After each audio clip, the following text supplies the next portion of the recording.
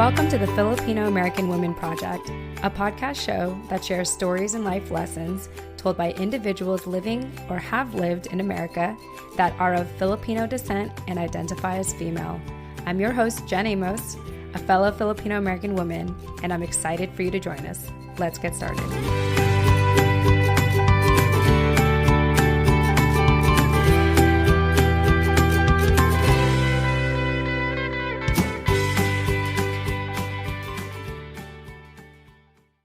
Hi, everyone. I am super excited to be introducing all of you to an amazing woman, founder of Entrepreneurship. Also, she runs the Entrepreneurship Ecosystem Builder, and she is an integrative coach to entrepreneurial women, Anna Marie Cruz. Anna, welcome to the show. Thank you. Yeah, so Anna and I, just so you all know, I had followed Anna's Instagram account, Entrepreneurship.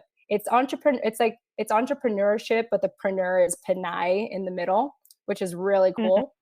And I found her on Instagram way back when I started the Filipino American Women Project. And I remember, Anna, that you had, I think at the time you had like 300 followers or something. And now you have thousands of followers on your Instagram. And I before we really dive into your story, I'd love for you to just share what that experience has been like, growing this brand. Yeah. Oh, that's a really great question. And it's funny because I feel like we were stalking each other. Like I was looking at all the cool stuff you were doing, not just with telling stories, but also your entrepreneurial path. And I feel like we had been in touch way back in the day when you were doing a lot of work in San Diego for consulting and for even for maybe one of the local universities teaching some classes or something. Mm-hmm. So it's kind of funny, we really attract people who are aligned in many ways, but definitely I believe in energy and I believe in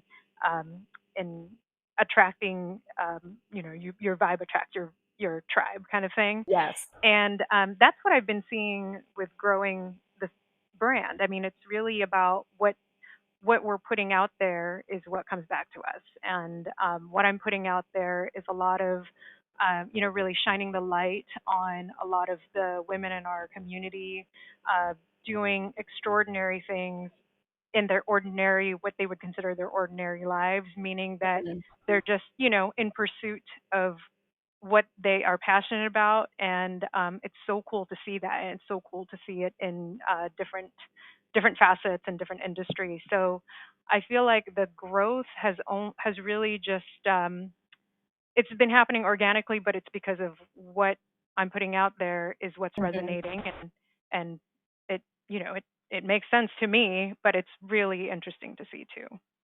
Yes, and I have to say that your brand, or with entrepreneurship, it's just very affirming, because especially for me, when in my early 20s, when I started to pursue sales and start my own business, I thought I was the only one doing it. Like I wasn't aware of anyone in my family, at least that were here in the States, that were running businesses or anything. And so, just to be able to know that there's this, worldwide network of fellow Filipinas hustling is really inspiring and affirming. And I just want to thank you for doing it, for creating it, and for continuing to support Filipino women. And also thank you for supporting my sister's play show as well. She had her production just last weekend in New York, and she said that you two spoke, and she told me that you said that we sound alike. Yeah. I told her I could see the resemblance in the voice, and and it was kind of cool because I felt like I was kind of talking to you in a way.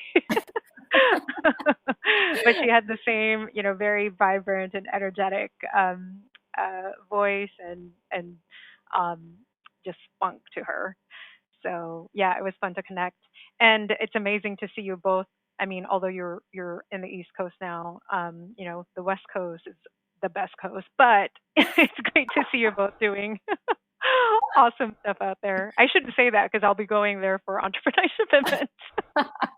You stay the West Coast. No, I'm kidding. No, I don't take any offense to that. At this point in my life, I love both of the coasts. I think they're both so they're apples and oranges. You Yeah, you really can't compare cannot. them. Yeah. Exactly. It's just they're so beautiful and amazing, and you get so many different experiences. And I'm just grateful that I was able to move out here. Now I'm more grateful now than when I first moved.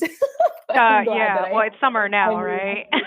Yeah, it's amazing. It's like Yeah. we live near the beach, and so Oh, yeah. it's amazing. It was worth the wait. Like going through the four seasons, like it was Mhm. it was worth the wait. Mhm. But anyway, this isn't about me. I'm talking about you, Anna. So why don't we kind of just dive into your story and tell us where you currently reside and a little bit about your family background. Like why are you a Filipino American woman today? Sure. Ooh, that's a good one. By the way, just real quick, when you were talking about, Filipino entrepreneurs, I have to just say a common theme that I'm noticing is, Hmm.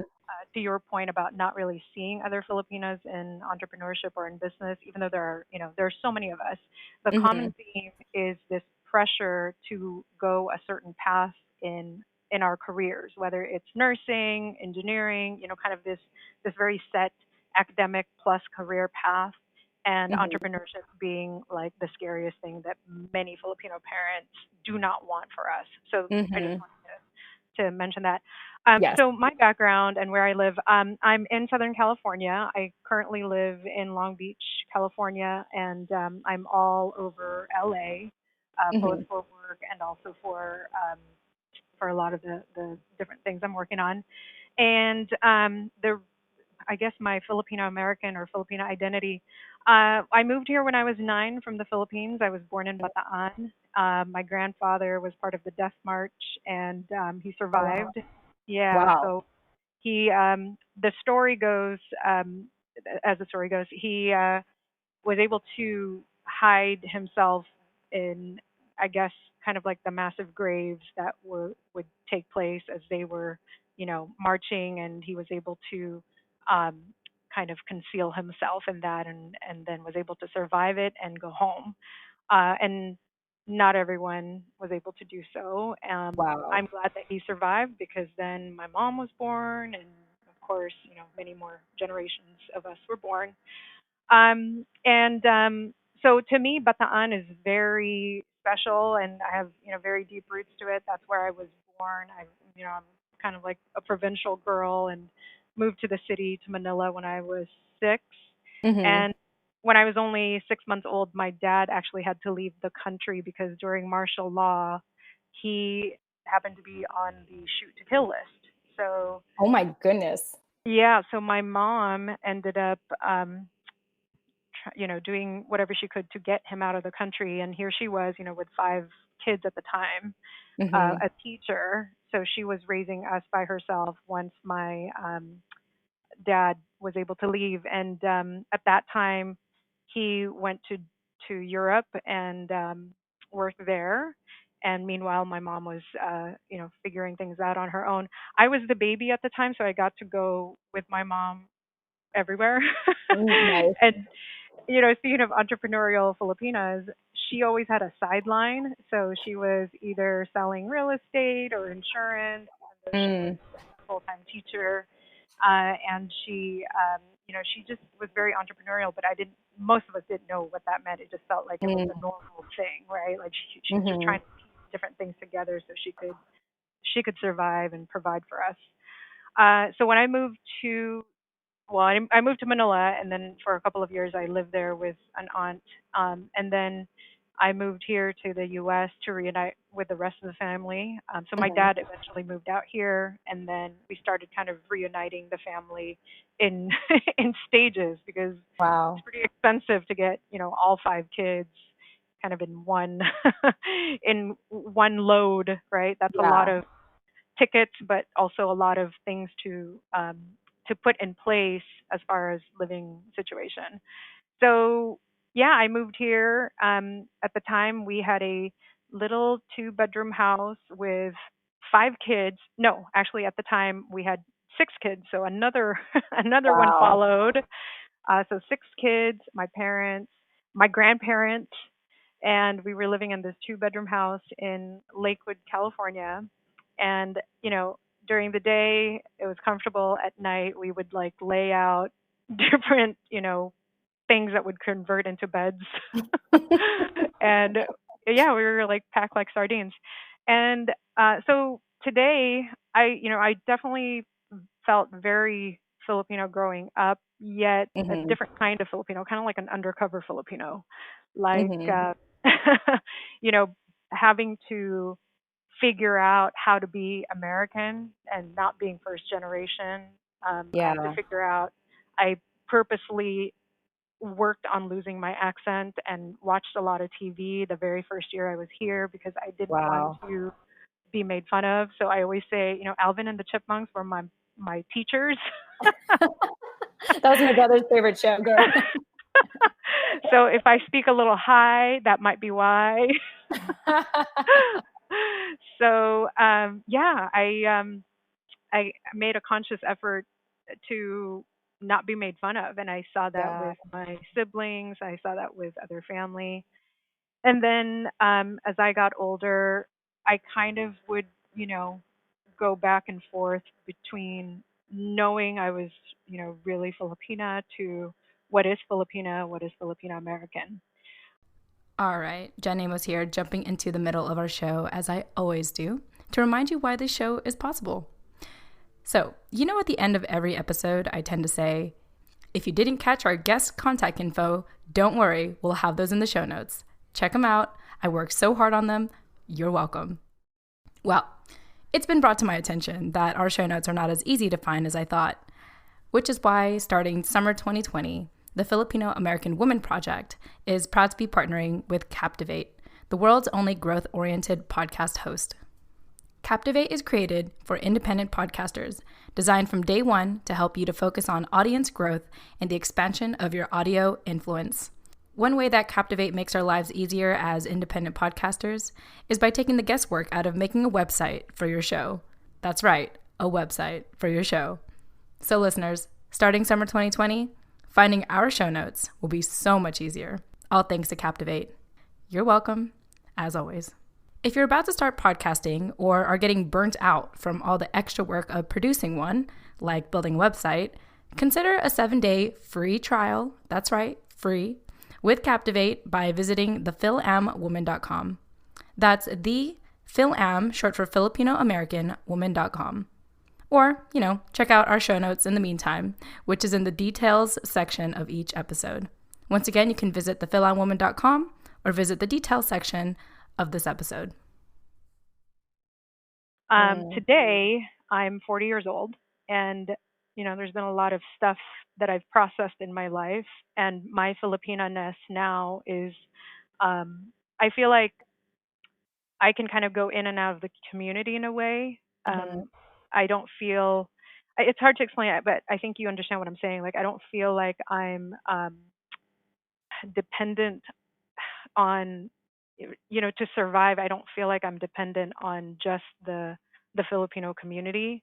And Mm. part of that is, I think, on a large, like in the kind of bigger picture, a lot of us are that way because we can assimilate in so many different cultures. So I think whether it was intentional or not, I feel like I've been able to assimilate in the different environments I've been in.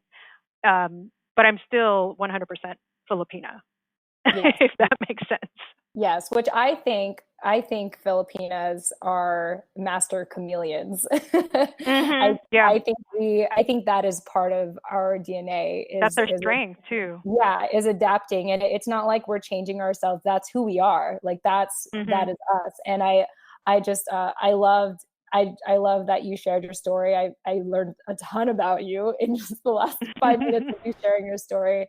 And yeah, I think that's amazing. And I love now, is it your birthday month, or I'm just curious, did your birthday already No, pass? am I feeling like the sign for this month? I don't even know what it is. Is it Gemini or? Oh, I don't know. Is it your birthday already? Did I miss it? Is that's what I'm Oh, asking. You mean my 40th? Yeah, it was January. So Oh, okay. every new year is literally a new year for me. I love that. I love that. Yeah. Well, welcome to a new decade of your life. Oh my gosh, thank you. Yeah, it's been fun. It's been fun. I feel like I've already processed a lot of the stuff I've needed to let go in my 30s, so I Good. really welcome this decade. That's awesome. Yeah. And I think you know, because of your background, it makes a lot of sense why you do entrepreneurship. I am curious to know, because you also mentioned that you're an integrative coach. Like Mhm. what part of your I guess I think what I'm trying to ask is what led you to do what you're doing today? And this kind of also is a question for what does a typical day or week look like for you? Sure. That's an interesting question because I can point to one specific experience that has led to a number of things that I've decided in the last probably um, 8 years of my life. Hmm. And that was my experience. I went to grad school for business, and I ended up going to Vietnam for a micro enterprise project working with an indigenous tribe. Um, so there are about 80 or so ethnic tribes in Vietnam, and the one that I worked with is called the Katu, and they're based in the mountains of the Central Highlands. Hmm. And I spent 6 months there, not too long, but not quite, like a vacation. Hmm. Uh, and that gave me so much space and time to just really think through all the stuff that I didn't realize I was holding on to, all the stuff that I was not processing and actually suppressing. Hmm. So when I was in grad school, I went into a very competitive and very tough MBA program, and the culture of it was very broy, and a lot of MBA programs are because they're 70% men, right? Hmm. But this one in particular was in the Midwest, so I just kind of immersed myself in that, and I actually realized that because of all the challenges I was suppressing and feeling, I was drinking a lot. Mm. I gained like 30 pounds, and that was the heaviest I'd ever What? been. I can't. Yeah, I can't even. I can't even imagine. yeah. It was I mean, we all process things differently, and for Yes. me, I was eating my emotions, I was drinking my emotions, and I went to Vietnam after graduating, and I was really at my unhealthiest, both physically and everything else. Hmm. So that time, that 6 months, I mean, I was in the middle of this beautiful, countryside town, and then I would go to the mountains and connect with the indigenous tribe. So there's no way to avoid feeling kind of very connected to the land and to the people, and Hmm. also understanding and realizing, oh, this is life, this is what matters. And then at the same time going back, to kind of my own private space and thinking about all my first world problems in a way. Hmm. And so a lot of these things started to emerge for me, and I realized, okay, I'm not healthy mentally. I had a lot of issues with my relationships. One being my mom. Mm. So I had shared this with you previously, but when I was young, during all that chaos of my mom having to take care of all the kids, and Hmm. her being spread so thin, at some point I was left to the care of a lot of my relatives, and one of them was my cousin, and he molested me. Oh, I'm And sorry. during that time, I didn't even understand what was going on. But Yeah. later on, as I got older, I finally had the courage to share this with my mom, and she just kind of silenced me. So Mm. this was already in college. And so that experience, which I'm now finding is pretty common. In fact, Mhm. for our book club this month, the book that we're reading is also kind of a similar theme, or has that as a theme. And so anyway, when I shared that with my mom in college, she just shut me down and was Yeah. more concerned about the peace in the family. Yeah. So I just had a really bad relationship with her as a result, or I had a lot of resentment towards her. So when I was in Vietnam, all this stuff was coming up, right? Like 10, 15 years later. Wow. And I realized that I really pushed her away. I was very angry at her, and I needed to repair that. So I ended up asking her if she would spend some time with me in the Philippines after Vietnam. And that time I had with her was so healing for me, both for that relationship, but Mhm. also because I got to reconnect. It's like I connected with the mother in the motherland, and it was healing in so many different ways. And it renewed my sense of identity, but it also renewed my sense of purpose. So I had Yeah. just come from this, micro enterprise development project. So now I kind of had entrepreneurship on my mind, and also the impact that you could have with business, with entrepreneurship, especially for these women that I worked with. They were 19 weaving women who had never done any commerce before. So all these things were going through my mind, like, oh, how Yeah. do I continue that work, and oh, how do I heal myself? And that's, I think, really the impetus for the integrative coaching that I do. So Mhm. I not only work with, you know, high achieving women who are um, whether it's they're achieving in their careers or they're entrepreneurial, they're a lot of them, because I went through it myself. A lot of them are probably not always looking at the different areas of themselves, and so that's the integrative part of the coaching, right? Really Yeah. looking at what is out of whack here, and what do you want to do to make it right. um, so yeah, that's, and I love being able to do that for the women that I come across. I've worked with business owners, with executives, and the thing is, we all go through it. Doesn't matter Yeah. how much you've achieved in life. Uh, we all have things that can be blocks or can be hurdles, and it's okay. Like you are Yeah. your best teacher when it comes to all that stuff. And as a coach, what I do is I just really support people in the process of thinking that through and figuring out their own solution.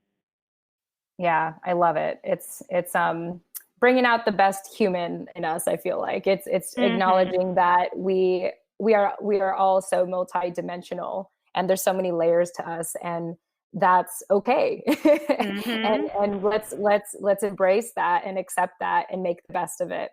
I think that's really Mhm. beautiful. I wanted to add something about just your story of getting molested. Like my first cousin in the Philippines, whenever we would visit, he would molest me in my sleep, and I didn't know what it was at the time. And one day I fought back, and Mhm. he woke me up in the middle of the night, and I was like, "You ruined my beauty sleep." No. but uh, Oh my but goodness. anyway, I told my mom about it. Same thing. She just Mhm. the first thing she said is, "Why did you let him do that to you?" Mhm. And I'm Mhm. like, Yeah. "Mom, I was asleep. How?"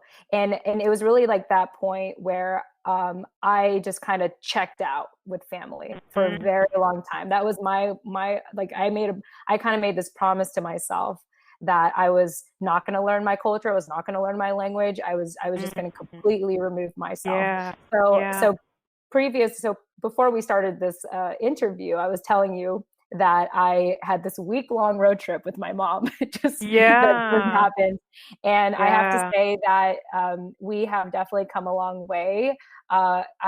I'm just grateful that I got to a place where I was able to find healing and acceptance, forgiveness, Mhm. so that the only thing that I really had, the only problem I had on this trip was just being really annoyed because she was taking a lot of pictures. But that was it, Mhm. Mhm. Yeah, that's small compared to all the other stuff that could still be there.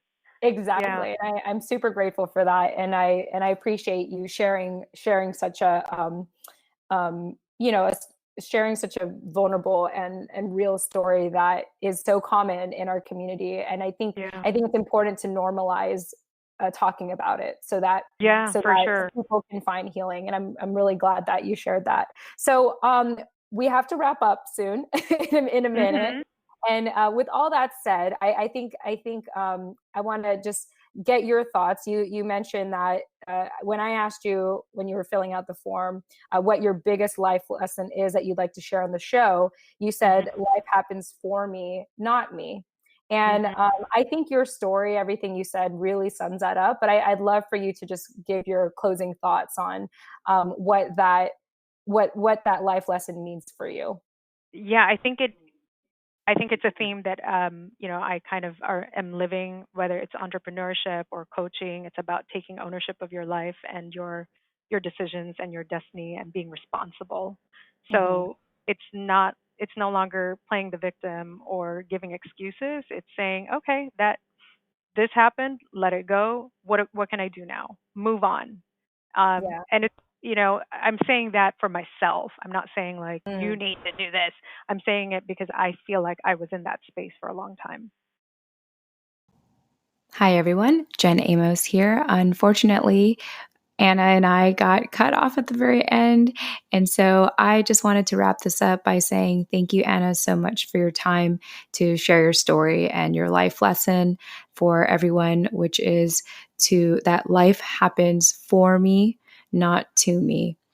And if you want to learn more about Anna Marie Cruz and what she's doing, I highly encourage you to visit Entrepinayship on Instagram or on their website, Entrepinayship.com, and see all the amazing things that she's doing. So once again, that's Entreprenurship. It's like entrepreneur, except the preneur part is switched to Pinay. All right, everyone. Thanks so much. And we are going to wrap up this episode. And there you have it, everyone. Thank you so much for listening. Please subscribe if you'd like to hear more stories and life lessons told by the Filipino American woman. If you're interested in sharing your story, please contact us at thefilipinoamericanwoman@gmail.com or find us on Instagram at thefilipinoamericanwoman. Until next time.